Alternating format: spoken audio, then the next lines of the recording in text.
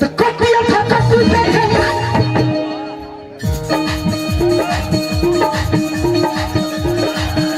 फिर से ऐसे ना अगर अच्छा लगी तो तनी ताली बाजे के चाहिए सगरी से मोरे भैया लड़का कहलस का तो कटिया था कटु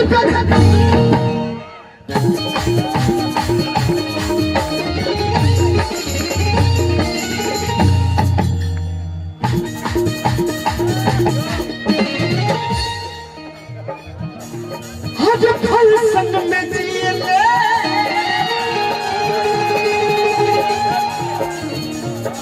मम्मी से की न मिले की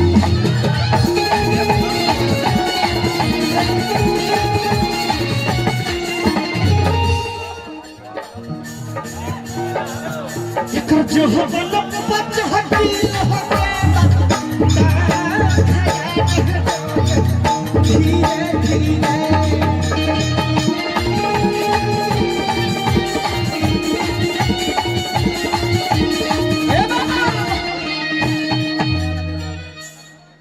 तीनों लोगों ने जाना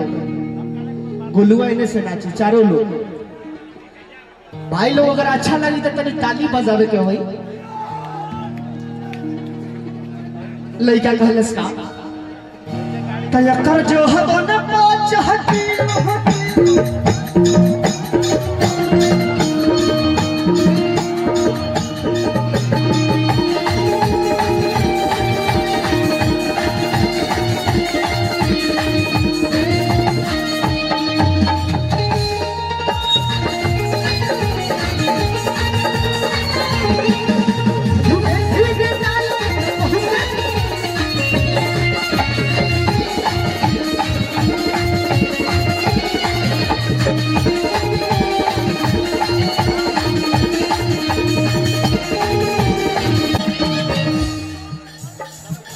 हमरे कवि जी लिखनी का हज प्रभु विष्णुपुरी जी के गीत के क्या सुन ले तनी हाथ उठावे था आई लव यू टू लड़का कहलस का ए उपेंद्र भैया छोटी हो ए शिवानी ए पूजा आज प्रभु विष्णुपुरी जी के आज मन के भावेले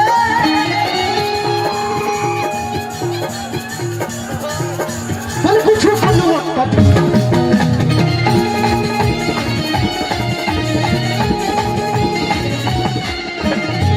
हमारे बड़े भाई बंटी जी बरहा हम चाहत के मंच पे रहुआ आए हमरे अजीत